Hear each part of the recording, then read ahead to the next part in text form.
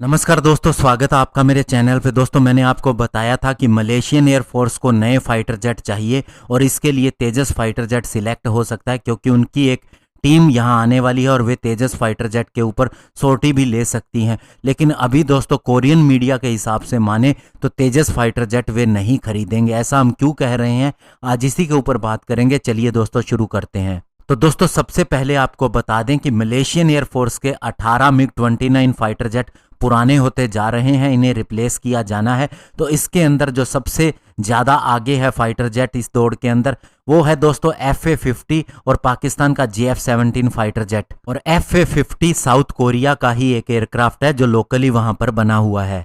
और दोस्तों, FA-50 की अगर बात करें तो ये T-50 सुपरसोनिक ट्रेनर जेट से डेवलप किया गया है और इसे कोरिया एरोस्पेस इंडस्ट्रीज ने मैन्युफैक्चर किया है और इसे सबसे पहले अक्टूबर 2013 के अंदर डिप्लॉय किया गया था।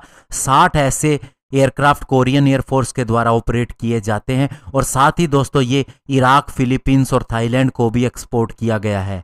और शुरुआत के अंदर मलेशियन एयरफोर्स के सामने फ्रांस का राफेल फाइटर जेट और साथ ही यूरोफाइटर टाइफून और यूनाइटेड स्टेट का FA-18 भी रखा गया था, लेकिन चूंकि उनका बजट कम था इसीलिए ये फाइटर जेट उसकी डील से बाहर हो गए। और ये भी एक कारण था कि इंडिया का तेजस फाइटर जेट, इटली का M346 और रशिया का Y-130 भी इस दौड़ के अंदर कंटेंडर माना जाने लगा। और दोस्तों, अगर FA-15 सिलेक्ट हो जाता है तो ये कोरियन एरोस्पेस इंडस्ट्री के लिए एक बहुत ही अच्छी डील होगी, क्योंकि दोस्तों इससे पहले उन्होंने इसे अर्जेंटीना को भी एक्सपोर्ट करने की कोशिश की थी, लेकिन वे फेल हो गए। कि दोस्तों, मैं आपको ये बताना चाहूंगा कि ये सारी बात कोरियन मीडिया के अंदर आ रही है। जैसे हमारे मीडिया के अंदर ये बात तो उठकर नहीं आ रही कि तेजस फाइटर जेट सिलेक्ट होगा, लेकिन हम फिर भी इसकी बात कर रहे हैं क्योंकि ये हमारा फाइटर जेट है।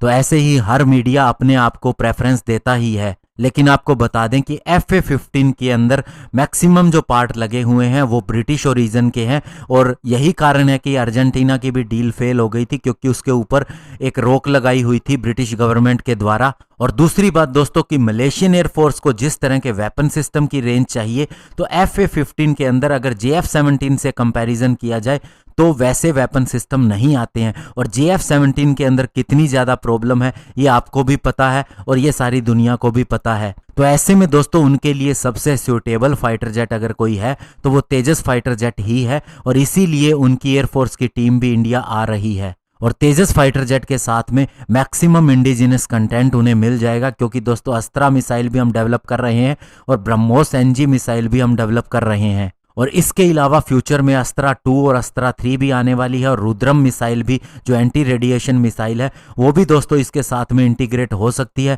रडार भी लगभग हमने अपना बना लिया है और फ्यूचर में इसे तेजस फाइटर जेट के साथ में इंटीग्रेट किया जा सकता है। और इसके अलावा सुखोई 30 MKI के लिए भी हमने नया सॉफ्टवेयर डेवलप किया है, जो कल को तेजस फाइटर जेट के अंदर भी दिया जा सकता है। तो एक इंजन को छोड़ के लगभग मैक्सिमम चीज़ें अगर हम कहें तो तेजस फाइटर जेट के अंदर इंडिया में ही बनी हुई होंगी। और इस चीज़ का मलेशिया को भी ध्यान में होगा, क्योंकि वह भी रशिया से जो फाइटर जेट खरीदता रहा है, इसी की सुविधा उसे मिलती रही है। तो इसीलिए तेजस फाइटर जेट के सिलेक्ट होने के चांसेस दोस्तों हो सकते हैं। धन्यवाद। जय हिंद।